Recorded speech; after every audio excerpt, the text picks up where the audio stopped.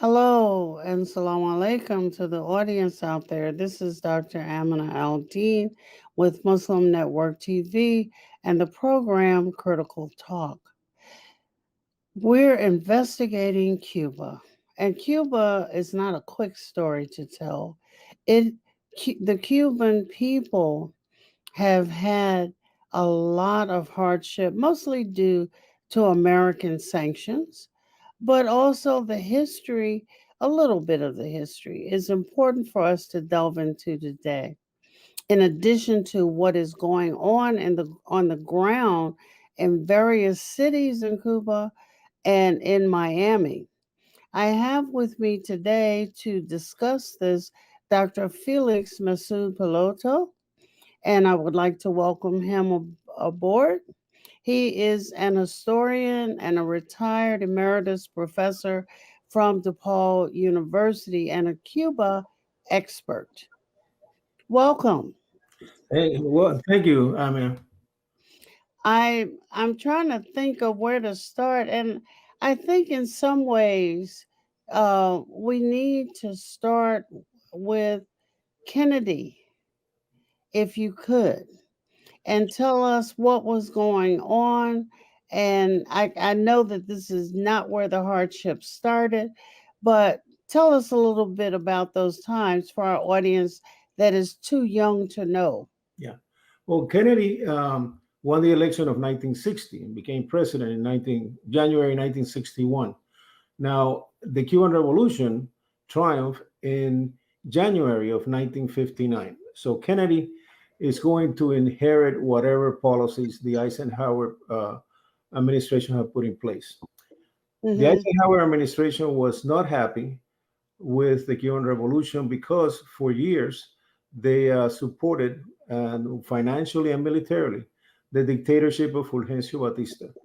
So when Fidel Castro overthrew the Batista dictatorship, the Eisenhower administration was not well. They had a brief a brief honeymoon for about 60 days, and then right before right before Kennedy came into office, the United States broke relations with Cuba. They felt that the reforms that they were hoping to put in place were too radical.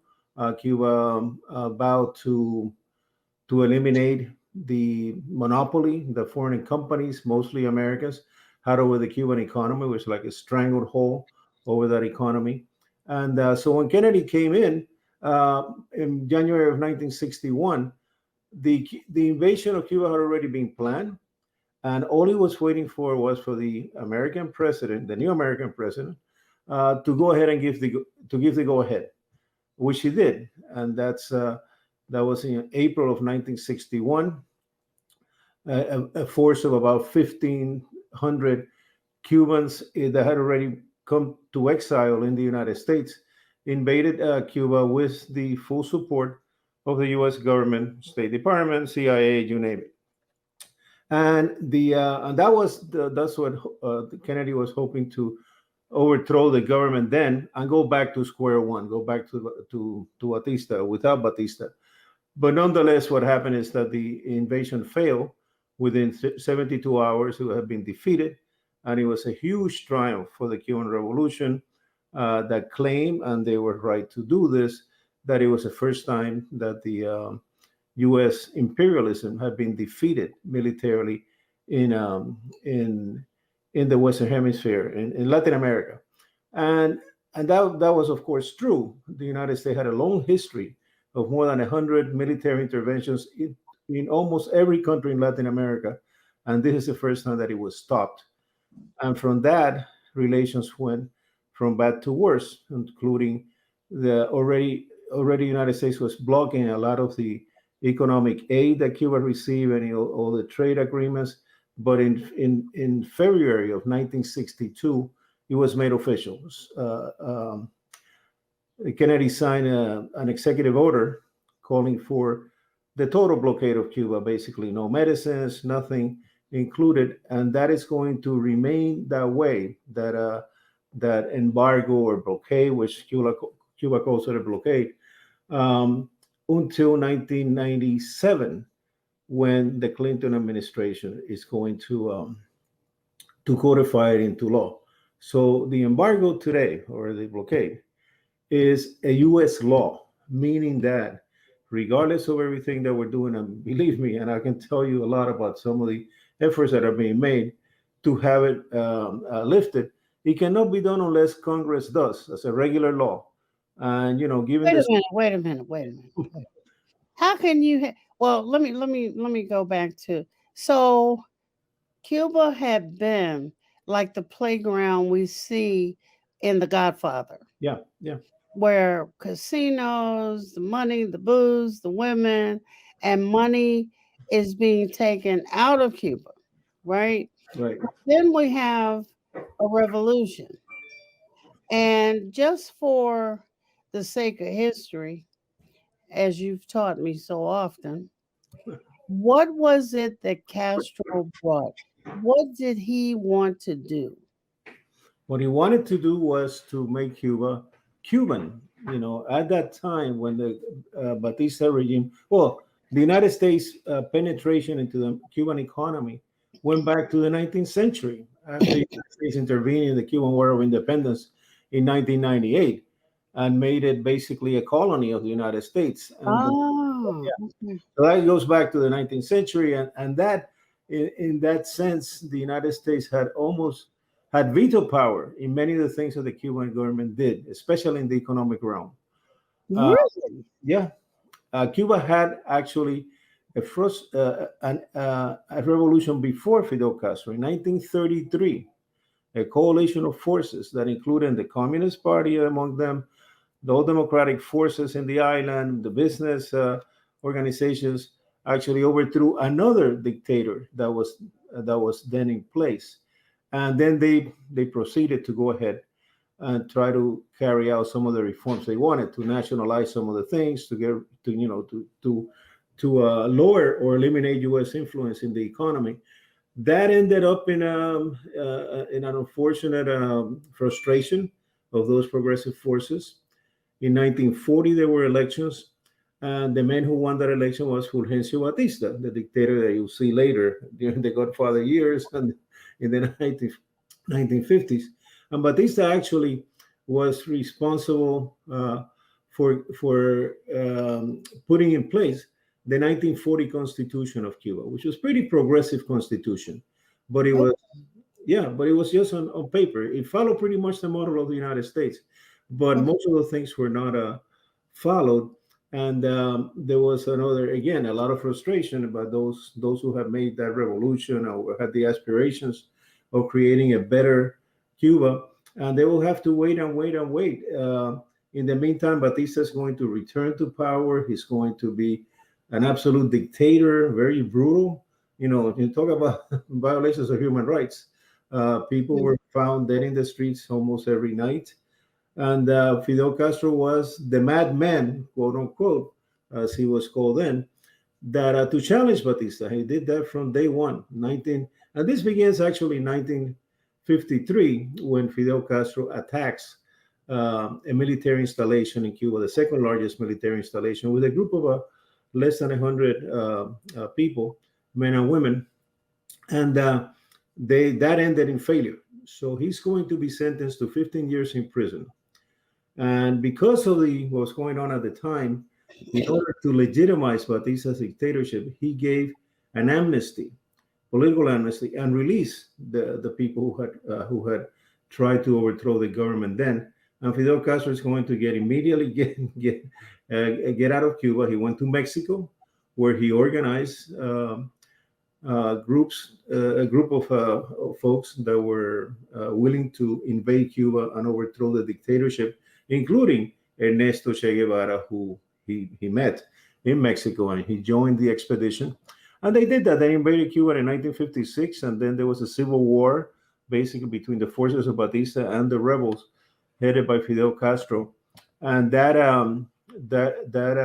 war ended up with the triumph of the Cuban Revolution on January 1st, 1959. So You have in Cuba when Castro is there, you have free medical care. now, yes, yes, yeah. One You of the things, one of the things that the reason why Fidel Castro was so successful when he fought the Batista troops up in the mountains of Cuba is that he saw the conditions that people lived under. That the life expectancy was very low. Children were had all kinds of simple ailments that ended up in their deaths because lack of medical attention. Mm-hmm. 40% or so of the people in those areas were illiterate. So those are the promises he's going to make. When he was fighting, Batista said, we're going to have education for everyone, healthcare, and people are going to be given a dignified life. Those were the promises that the revolution made. And of course, they also talked about the political system, cleaning it up and creating a democratic system that would govern for the benefit of all Cubans. But under Castro, was it a democratic system? No, Castro comes to power as in an armed struggle, and he promised that there will be elections, but the election would have to be postponed until things will settle, hopefully in the short term, and people will be able to select their governments freely. That is going to get very complicated as immediately right after the triumph, Cuba is going to come under attack by foreign powers, the United States. That is going to result in the in the invasion of 1961. So the democracy that he had promised is going to put in the back burner. However, as the government continued to consolidate its power and become more of a stable government, they created a system where everybody will vote, but it's not the type of representative democracy that we have here, where every person will vote, which is now very much in question whether that is happening. I was getting ready to say. But, so this was done neighborhood to neighborhood. You had to take into consideration the political campaigns, that they definitely did not want to have the type of expensive political campaigns that they couldn't afford it, and which all turns into crazy politics. So that's the decision was made or was taken that Cuba will function as a single party government, with the Communist Party being at the head of the government.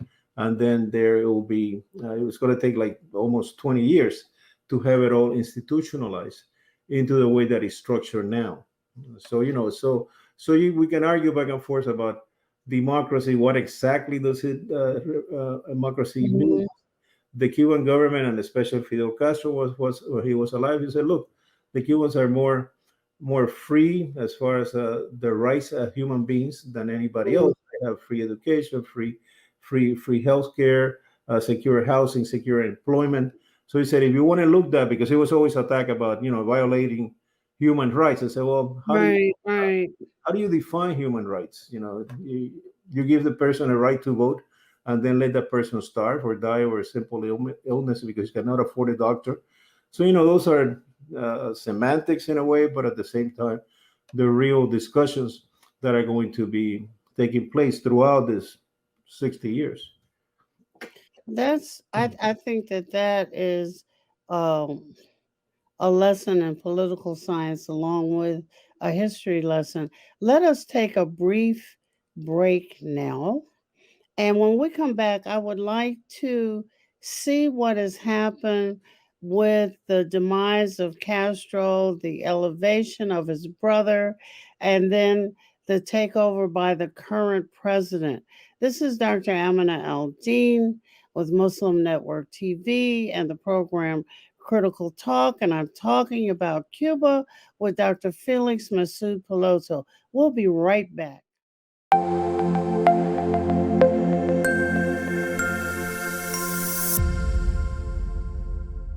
Billboards are popping up all over the country with an... Our neighbors don't realize that Muslims are absolutely opposed to ISIS.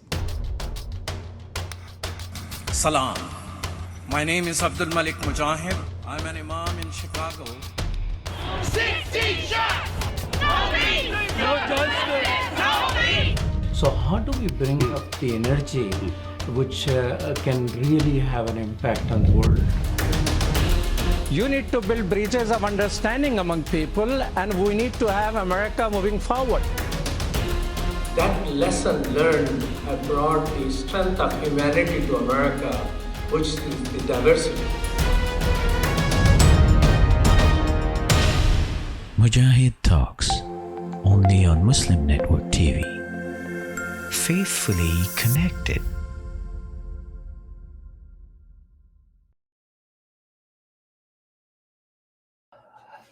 This is Dr. Amina Al-Deen with Muslim Network TV and the program Critical Talk. We're talking about Cuba with Dr. Felix Masud-Piloto, and I'm getting both a political science and a history lesson. Thank you, Dr. Piloto. So we said we were going to go through the Castro days, go through, I think his brother's name is Raul Castro days, and then the new person on the block. But I wanted to ask you something else. How was it? I mean, these embargoes made life, ridiculous for Cubans for decades. Yeah. One of the books I read, something about the man. Can't remember the name of it. And they were describing people sharing rice and lots of other just very difficult things. But at the same time, the Cubans managed to make one of the most powerful health industries with brilliant doctors and pharmaceutical innovations. Yeah. Well, let's start from the beginning. The United States policy has always been, from day one, from 1959, a policy of regime change at any cost, especially since the military part of that strategy failed. It's going to be economic strangulation, and that's what the embargo means, to strangulate the people until they scream or die, one or the other. So that's the background. Now, how did Cuba become such a powerful? You also have to take into consideration here that yes, Cuba is going to become a very powerful medical country. However, at the beginning of the revolution, from 59 to 61, more than 50% of all Cuban doctors left the country. So they were really, Fidel Castro was really in a bind. He promised free medical education everywhere on the island, and yet he didn't have the doctors. So what did they do? They sent very young students, after they finished their regular college, to study medicine anywhere they could. And most of them, of course, actually all of them went to the socialist camp, the Soviet Union, Yugoslavia, any that would train them. And so they trained a whole generation of doctors actually to having a surplus, and they have more doctors than they could use. So, and those are the ones who developed the medical program, to having medical care to your home. Every Cuban doctor makes house calls. If you have a problem in the middle of the night, you call your neighborhood doctor, which is the way they're organized, and he or she will either get on a car and go to your house or walk to your house and see what's wrong with you. So that was a big emphasis of the revolution. They did that, of course, with international support and solidarity. The Soviet Union at the time was the rivaling power of the United States. They had a lot of money. They had a lot of interest in keeping Cuba a socialist country once Cuba declared itself socialist. So they invested heavily in Cuba. But still, even while that was going on, the Cold War between Cuba and the United States continued even after the Soviet Union and the United States made their relative peace. Cuba was still the enemy. And so it was against wind and tide that they did this, but they were able to put together this medical program, which was amazing, and also to distribute whatever goods they had. I mean, a lot of shortages, A lot of you talk to people who left Cuba in the early 60s, especially my family. Why did they leave? Because the shortages started taking place. You couldn't find milk, you couldn't find toilet paper, you couldn't find anything that basic goods are Right. continue becoming very, very short supplies. If you saw the panic here with toilet papers during the pandemic, well, this was just about everything in Cuba. So they started leaving the country. That was, Mhm. and with them, the doctors, as I mentioned. So Cuba had to make do with whatever they had. They imported food from anywhere they could, in that could sell them food, and which is in selling food to Cuba, which many countries have done, and actually Cuba in from in 2014, beginning 2014, when the Obama initiative opening took place, Cuba started importing food from the United States, and they were buying all the chicken and rice that you ate in Cuba came from the United States. So you imagine they import they have to import about 70% of their food. So it's an ongoing struggle. Now, mind you, and I don't want to to continue talking about the embargo, but it's very real, which is something that Yeah. you miss But it. that has to underlie what's going on now. Yeah, but I the thing, mean, continual shortages, generation after generation. oh, of course, but what it's going to get at is that as strong as that embargo was, it was even made stronger in 2017 when Trump came to office. Mr. Trump left behind 243 new regulations that added to that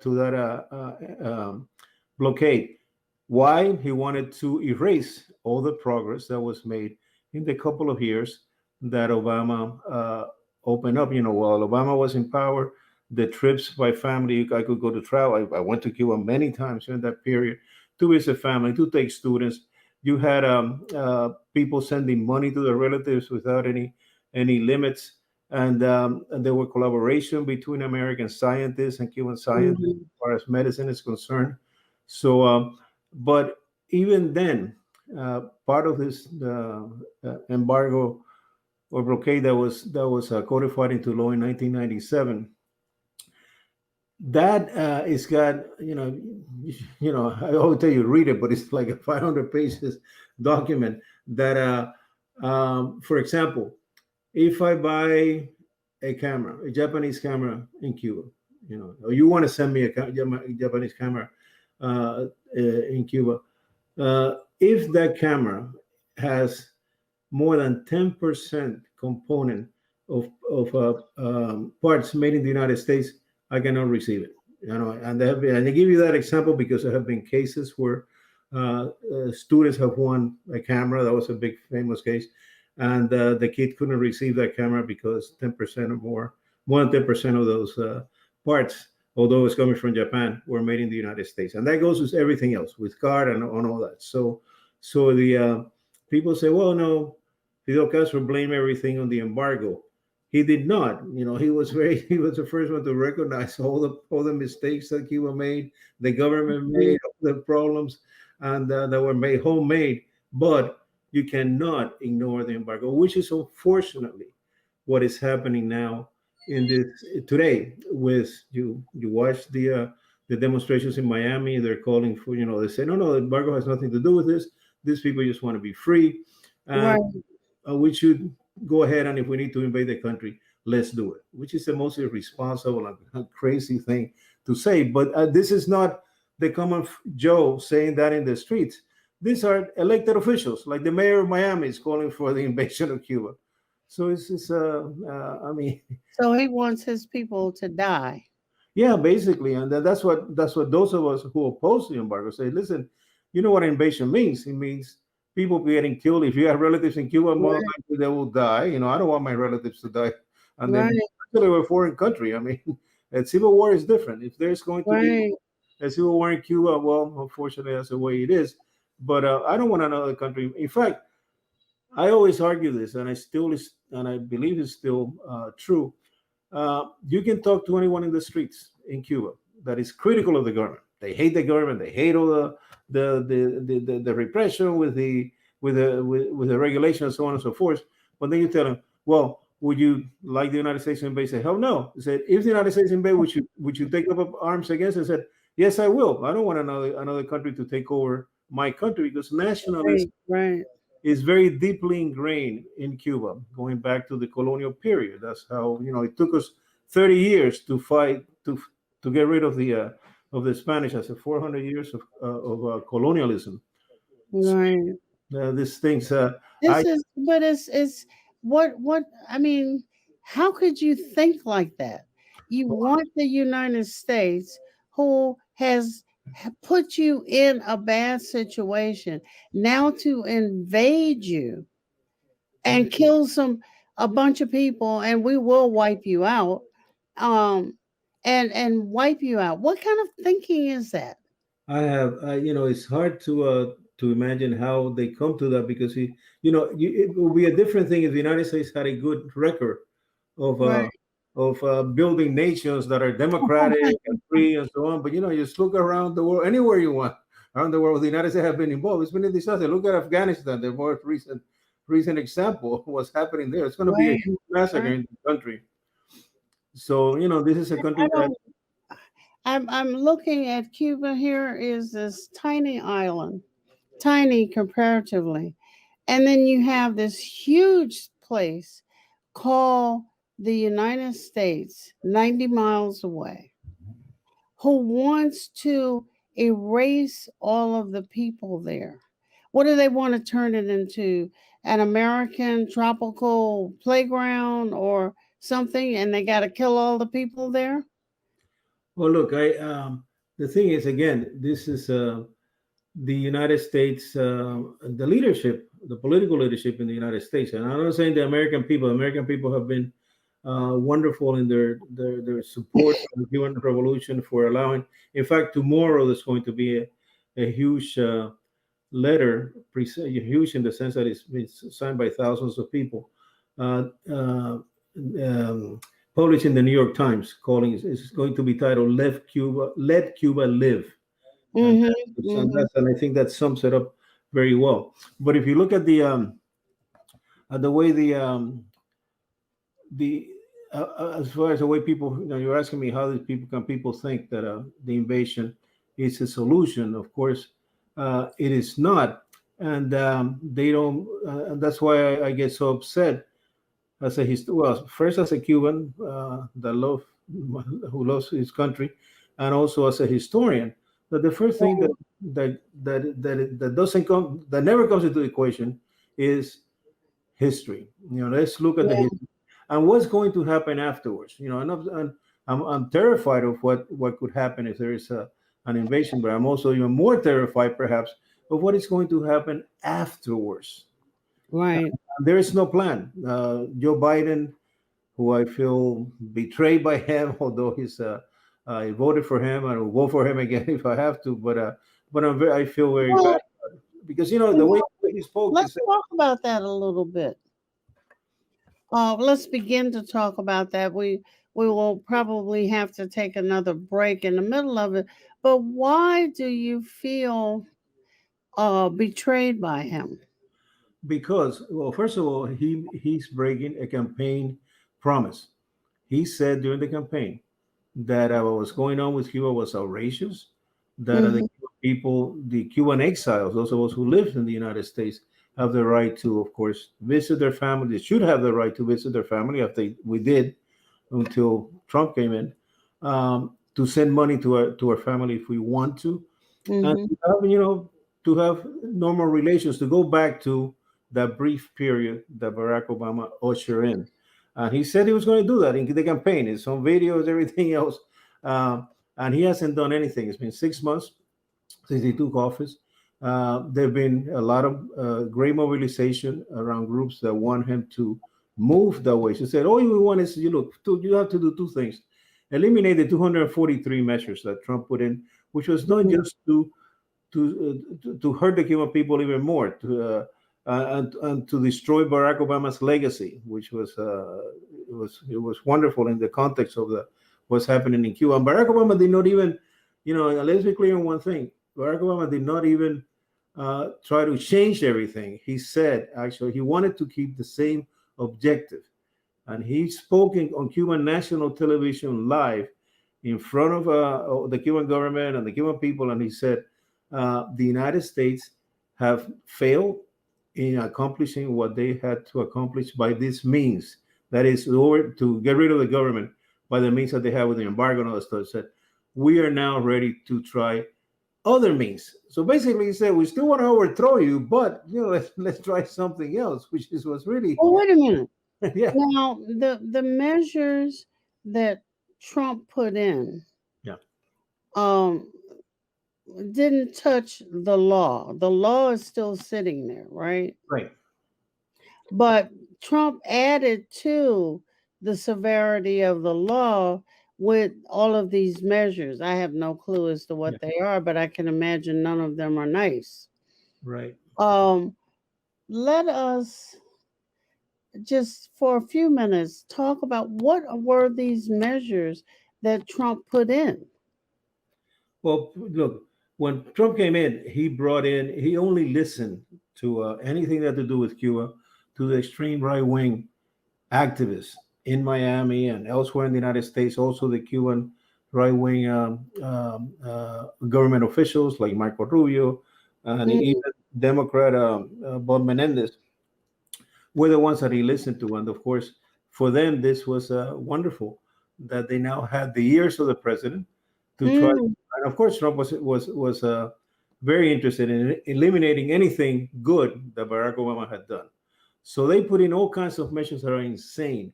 I cannot tell you. I cannot name all the 243. Well, give me a couple examples. A couple is the prohibition of trips. You can no longer do people-to-people trip. That means that Amina McLeod, that Al-Deen, you could have gone to Cuba because you wanted to know the country. You can no longer do that. At that time, you could call people to people. And Barack Obama, in his strategy, saw that was good because you will be a good ambassador for the United States. Right. And which is true. That does happen. So that was one thing. The family remittances were also eliminated. Now they're talking about reimposing family remittances as long as the government doesn't get a cut, which is insane. It's insane in this way. The company that handled those remittances, if I were to send a check of $100 to my cousin in Cuba, I had to do it through Western Union, which is an American company that charges to send changes like $30 to $100. And the Cuban government didn't get anything out of that. They're just happy that they were just happy, yes, that the Cuban government, that the Cuban people had money to spend and to survive. And that will first, of course, it will keep them in power, and of course, it also will generate revenue for the state. But it's not that the Cuban government, what they're saying now. Biden says, I don't want a penny to go to the Cuban government. I want to make sure that people get it directly. That's that's absurd.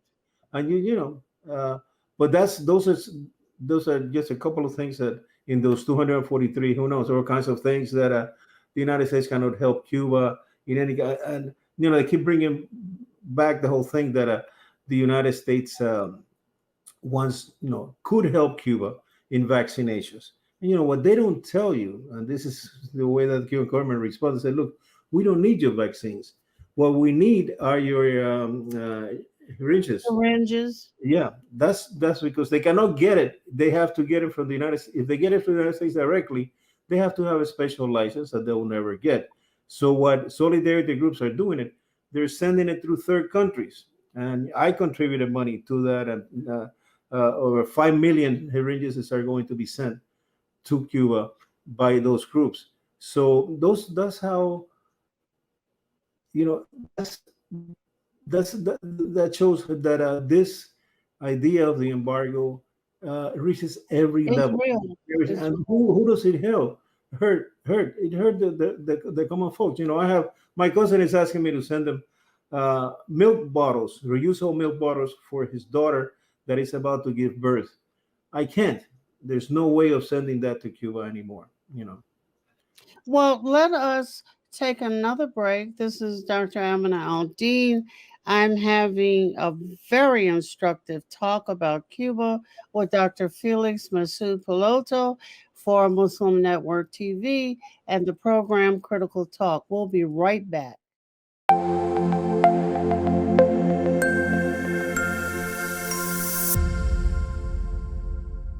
Assalamu alaikum! I love Adam's World because it makes me learn in a fun way. That Adam has a green face and orange hair. I like this song.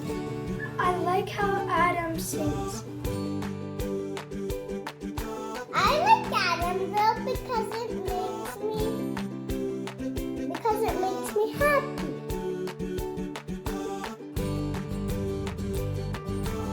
What? No.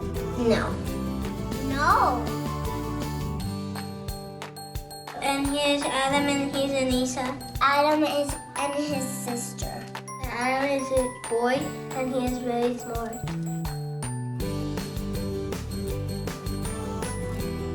Download the new Adam's World app at adamsworldapp.com and let's help tomorrow's Muslims today. This is Dr. Amina Al-Deen with Muslim Network TV and the program Critical Talk. We are talking about Cuba and all of the things that are happening down there that we're seeing on the news. I mean, when they play it on the news. And we're talking with Dr. Felix Masud-Piloto and about what is going on. I want to go back to Raul Castro. What did he do? Well, Raul was, he made the revolution with Fidel Castro and the others that fought against Batista. He was always very loyal and supportive to his brother, Fidel, who was the head of the government. And it was always said, Fidel Castro always said, that once he stopped governing, when he stepped down for whatever reasons, and he did step down because he got very sick and eventually died, that his brother, as the first vice president of the country, will take over. When Raul did that, before Fidel died, he put him in charge because he could no longer carry out his duties as president. So Raul took as interim president for a couple of years, and he promised parliamentary reforms. He promised all kinds of economic reforms and so on. Fidel Castro, while alive, approval of that. He was fine with his brother doing that. And then Castro died, and Raul Castro became president. It was put to a vote in the Central Committee of the party. He became president. And at that time, the discussion about writing a new constitution, which they did, one of the things that was going to put in there, a measure that was very popular, that said that any member of the leadership could only serve for 2 5-year terms. That is a limit of 10 years. That was what Fidel Castro was in power for more than 40 years. Right. So Raul promised that. That was approved by the Cuban legislature, and he kept that promise. He served 10 years, and the 10 years were up. He retired. He's now retired in Santiago de Cuba, and a new president, the first president since 1959, that is not named Castro, and is civilian. He was not a member of the military at all. Miguel Díaz-Canel is the man who's now in charge, and the one that is trying to figure out what to do with this situation that could get out of hand, because of the people ask what's going on in Cuba basically, and has many, not me, but me included, but many analysts much better than I am have put it as the perfect storm. What's going on in Cuba. Cuba is still blockaded by the United States, although many want to forget that. That's a huge factor.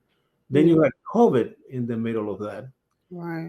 And with COVID, which is what critics are saying, this U.S. policy is getting even more cruel than when it started, because out of 243 new measures that, again, I don't know exactly how many, I don't know all of them, but they're just outrageous in many cases, but they are real. They're kept it. And Joe Biden comes in promising that he's going to go back to the Obama years and take it from there and see what happens. And he hasn't done it. On the contrary, the first reaction that Biden had to the what was going on with his demonstrations in Cuba was that Cuba was a failed state, and that he would put extra sanctions on anyone who violated the human rights of the Cuban people, which he just did. Today it was announced. The White House and Biden announced that they were going to put new sanctions on the Wait a Cuban. minute. Yeah, I know it doesn't make sense. So absurd and a story. You make sure somebody fails by keeping everything from them. Then you get to say they're a failed state. And I'm going to sanction, I don't know, do something to people who try to help the failed state. Yeah, yeah. And in addition to that, he's got people whispering in his ears. I hope that he doesn't listen, and apparently he's not. That you need to invade Cuba. That's what we really need at this moment is invade Cuba, which is, that's is very disheartening. But we don't give up. Those of us who have been calling for the end of the embargo and continue to do so. There's, on July 25th, there are going to be demonstrations in different cities here in the United States to call for that, to end the embargo. And there's a Cuban American who's quite interesting. His name is Carlos Lasso. Carlos came to the United States in the 1990s by boat. He came in part of the rafters crisis. Wow. And he volunteered to the U.S. Army and the National Guard, and he ended up serving in Iraq for a couple of trips. During that time, he left his whole family in Cuba. He left out of desperation by himself. He had kids and so on. During that time, after he came back from Iraq, he wanted to visit his children, who are now teenagers, and they did not allow him to do that. So Carlos Lasso had been active in this campaign to try to end the U.S. embargo, which of course is not an easy nor a short one. And actually, he's walking from Miami. Him and a group of other Cuban Americans and supporters is walking from Miami to Washington, and he will be in Washington on July 25th by walking that distance to deliver this letter that is going to be published in the New York Times tomorrow, and a petition with tens of thousands of signatures of people who are calling Biden to do something positive. Biden is doing wants to do. It says he's going to do a lot of things, but they're also far. They're going to be negative. Right. If Trump had not left the White House, he's reacting just like Trump would. I mean, I know for a fact that Trump would not invade Cuba because he's not capable of that. But he would have listened to all this madness. I would have given it some credence. But Biden is doing that now. I know he's not going to invade Cuba either. But so, what is this new first elected president? I guess he was elected. Yeah. What is he doing? Well, he when he came into office just last year, there was already a plan of reforms that have been discussed nationwide and have been approved, and those included there are a number of issues. One of a big one was to unify the Cuban currency, because Cuba, because of the embargo and because they could not use dollars, what they did is they created this dollars that were only good in Cuba. They call it's a special unit. And then they have the national currency that have been there forever since Cuba became a republic.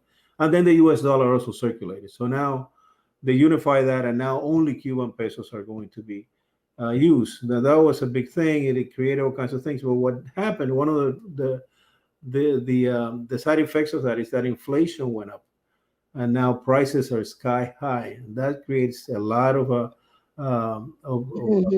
people unhappy with already a bad situation. Right. We had that. He has the COVID, the pandemic that he's trying to figure out. And by the way, talk about the pandemic. it should be mentioned that Cuba is the only country in Latin America that has developed two vaccines that are 92% effective Wow. against COVID-19. The problem is they don't have the syringes, not enough syringes to, and they hope the plan is to have the whole population of Cuba, or 11.5 million, uh, um, vaccinated by September of this year. And then their production is geared to producing 100 million vaccines that they're going to take those 90 million plus vaccines and distribute it to countries that don't have it and can Mhm. afford it. So affordable prices. So I know it does. Sometimes it's the Cuban situation. I've been trying to explain this for the last 30 years to college students that are pretty bright, but and they all look at me confused when I try to explain the history and how it has unfolded. And they say, "Well, don't think that is not that you don't have the capacity to understand it. It's just that it's simply incomprehensible. I know the contradictions Yeah. that are involved. So, and this So why are people in the streets today? they're in the street because they are well. There's several things why there's in the streets. In the streets, first and foremost, uh, they're going through an economic situation that is desperate. No question about it. People line up they have to stand in line to get whatever food they can find for 6, 7, 8 hours at a time. Then a lot of them don't have the money because the prices have gone up so good. Now Cubans, and this is why the so that's real. No one is saying that Hmm. they're doing this. So it's really a cry for, we're desperate. We have a situation that is going to kill us all if we don't do something. Hmm. But that has also now been has morphed into a situation where you have saying that people just want the government to resign, which they're calling for that too. But let's keep in mind the presence of the internet. This is why Biden, one of the things that he's offering is, to expand the internet to every Cuban, because, it so happens that this is the first time you have a mass demonstrations like that in Cuba. Since the 1990s, there were a couple, but in Havana mainly. This happened in 50 cities the same day at the same time. Fine. Hmm. So this was very well coordinated thanks to the internet. And you see, you got to do is look at the footage. They're all hanging out Right. with their phones, and this is something that is not it's been building up now for several years. That this has been building up to a point where now it exploded. These people, and this is don't take me, don't take my word for it, but just read other other media. Many of these people are being paid. Not all of them, but a lot of them are being paid, and they're being paid. And I read that there's a scale. If you go out into the streets and you push a policeman or do something against a policeman, you get $100, and then if you turn over a car, you get a $60. Which is ridiculous, right? Who the hell would do that for $60? Well, that would mean money in Cuba. $60 goes. But who is paying them? Well, that's the other part, the other shoe that needs to drop. The United States, since let's see, since 1994, when the embargo was codified into law, has a yearly budget every year, at least $20 million, that is called for democracy building programs. That is, you're living in Cuba now, you're upset with the government, and you said, I want to do something about the situation. Right. They give you money, to go out into the streets and demonstrate. There are groups in Miami that can channel that money to folks. A lot of the money stays in Miami, by the way, for Wow. whatever gets down there is to create trouble, to really make people upset and try to overthrow the government. That's still there. Again, that's another thing that Biden, the budget just went through this year. Those $20 million are there, and that, in addition to $23 or $25 million, that is the budget of the TV and Radio Marti. Those are a TV channel and also a radio station that transmits propaganda to Cuba, talking about creating, trying to make people fomenting unrest and so on. Yeah, and this has been going on since the 1990s. So it's constant. The Cuban government tries to block as much of that. The radio Marti signal is very difficult now because it's ridiculous. You cannot get through. But the internet changes that, and they still Yeah. do that. And when the money's available for these groups that are going there and said, hey, go to the State Department. I want a $2 million grant to because I have a pro-democracy project, and I get the 2 million and I distribute. Oh yeah, I'm doing it, distributing it secretly. I cannot tell you who I'm giving it to because that person will be arrested in Cuba. So Right. it's a perfect scenario for this type of For operation. this kind of So mess. Well, our program is ending, and I want to give you the last couple of minutes to forecast a little bit. What do you see that's going to happen in the near future? I think that both sides need to come. I'm talking about the United States and Cuba, the two main protagonists of the situation, need to come to their senses and become more realistic. The Cuban government has already accepted its responsibility in what's going on by saying that, by self-criticizing, saying, we've been too slow in the dimension that we have, given the whatever the circumstances are, they've still been too slow to carry out some of those reforms and to improve the lives of people, and they know they have to find a way of doing that. On the other hand, the United States are following the wrong path. This idea of isolating Cuba more, to push it to the edge, to invade Cuba is a no-go. That's not going to happen. The United States needs, what cooler heads are saying. The United States really needs to dialogue with Cuba. It's engagement. It happened in South Africa. It happened in North Korea with Trump going there and talking to Kim Jong-un. So that's what we're calling, those of us who are on the side of making life better for the Cuban people. Is we need to sit down at the table and be. If you talk about a government that is stable, the Cuban government is a very stable government. It's been in office for 62 years. It's very well structured. So it's not that you have a madman with a finger on a nuclear weapon. So that's what I'm hoping for. And it's again the contradictions that there's so many. This whole initiative of let capitalism reign. Well, during the 2 years of Obama, thousands of Cuban small businesses went. Yeah, I remember that. They became the biggest capitalists you can imagine. I was just dumbfounded when I went to places like the Bay of Pigs area, which is a beautiful beach area.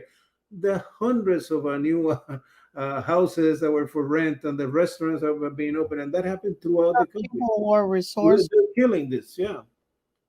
So I'm sorry to have to cut this short now. Our time is up. This is Dr. Al-Deen talking with the very informative Dr. Felix Masud-Piloto. And I mean, we've gotten like 3 or 4 history classes all in one 50-minute show. And we hope to have you back on because I want to talk about these Caribbean spaces. Yeah. Thank you very much. Thank you. This is Muslim Network TV and Critical Talk.